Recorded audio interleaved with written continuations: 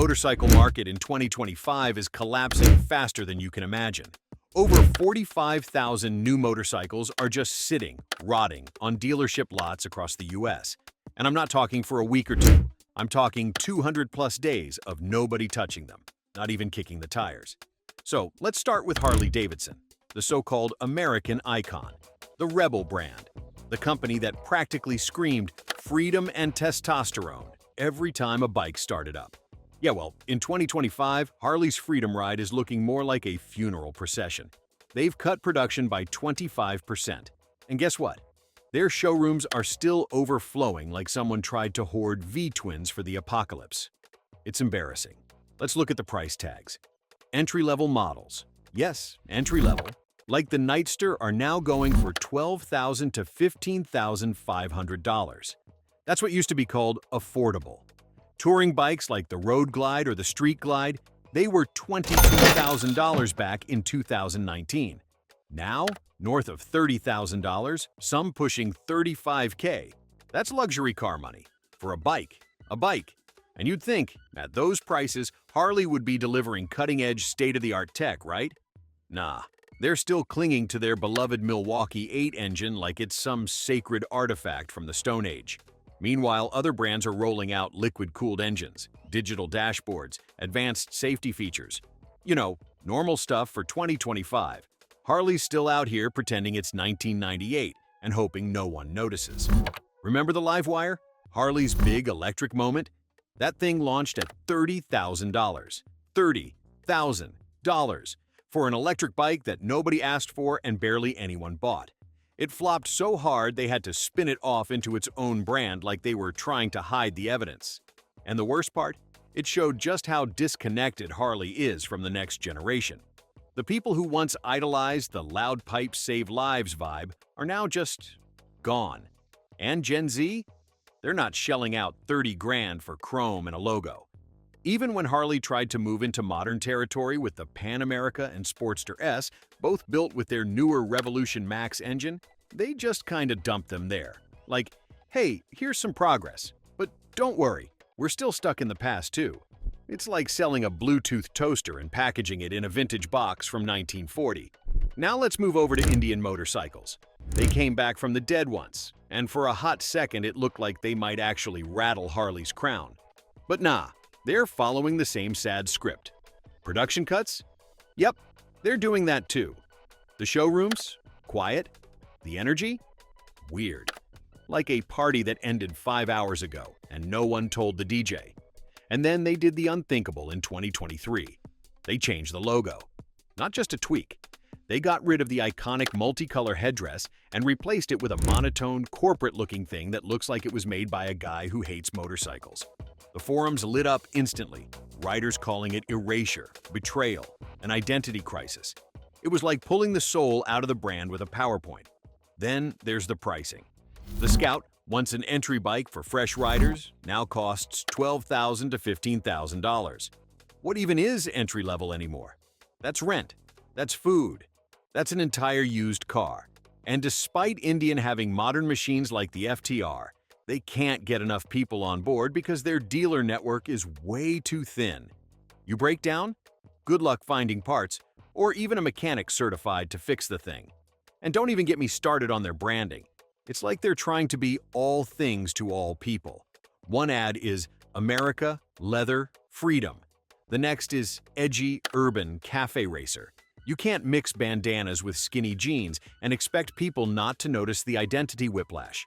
It's confusing. And when you're selling lifestyle as much as you're selling machinery, confusion kills.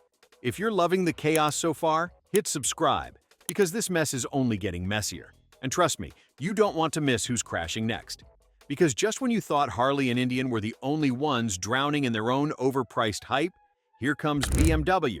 Yes, even the German engineering gods are not immune to the 2025 motorcycle apocalypse. You'd think a brand that sells itself as precision meets performance would be above the chaos. Nope. Their prized GS Adventure Series now starts at $22,500 and change. That's the starting price, by the way. Add a few features and you're staring down a motorcycle that costs more than most used sedans. And guess what? Even BMW's legendary brand name isn't saving them. Their bikes are sitting in dealership showrooms next to the same sad rows of Harleys and Indians, collecting dust, racking up floor plan financing charges, and BMW dealers?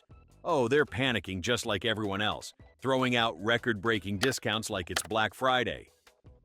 We're talking $5,000 to $8,000 off MSRP, and they're still getting the cold shoulder from buyers. Meanwhile, the people who did bite the bullet back in 2023 or 2024 and finance these high-end beauties are now staring at their monthly statements in horror. Because those $25,000 bikes they signed for, they're now worth 30% less. 30% less. That's not depreciation. That's robbery disguised as ownership. And let's not forget that interest rates are still hovering above 9%. So you're paying way more in financing fees for something that's worth way less. Truly an investor's dream. Now let's talk about the so-called resilient brands. Starting with Honda. You know, the brand that built its entire image on being affordable, practical, reliable? Yeah, even Honda can't escape the price trap. Their Africa Twin, which used to be a favorite adventure bike at $13,300, now starts at over $16,000. That's assuming you don't need accessories, upgrades, or oxygen. And the value proposition that Honda used to own? Completely evaporated. Thanks, inflation. Now their bikes are sitting in showrooms longer than stale donuts in a gas station. The worst part? Honda's bread and butter, the entry-level buyers, are getting wrecked by financing. These were the folks who just wanted a dependable ride without a second mortgage. But now, thanks to interest rate insanity and tighter lending, even they can't get approved. Honda used to be the bike you could count on when nothing else made sense. Now it's just another nice idea people scroll past. Then there's Yamaha, the brand that used to be the sweet spot between tech and price. What happened? Their mid-range models, once the perfect balance of power and practicality, are now sinking in the same quicksand as everyone else. The used market is overflowing, financing is a joke, and even Yamaha's innovative edge can't save them from showroom purgatory. Their inventory is piling up. Cash buyers are disappearing like logic in a dealership financing office. And yes, Yamaha is out here doing the whole desperate discounts routine too, but with the same results: silence, hesitation, and ghosted sales calls. Even though Yamaha's bikes still technically make sense, nobody's biting. Not because they're bad bikes, but because the system is broken and no one's taking the bait while the prices keep spiraling. And just when Yamaha thought they could stay above the chaos by being the smart choice, reality came knocking, hard. They used to own that sweet middle ground: reliable bikes, decent price, modern features. But in 2025, even Yamaha's getting torched. Their mid-range models are now collecting dust like everyone else's, and no one wants to commit when used inventory is flooding the market. Cash buyers? Gone. Financing? Please. Even with solid bikes, Yamaha's caught in the same no-win trap. Their dealers are dangling incentives like candy at a Halloween party. But buyers aren't fooled. People are waiting for prices to drop even more, and Yamaha's left holding the bag, wondering where all the fans went. And now, let's give a round of applause to Ducati, the luxury sport bike brand that thought exclusivity would shield it from economic disaster. Guess what? It didn't.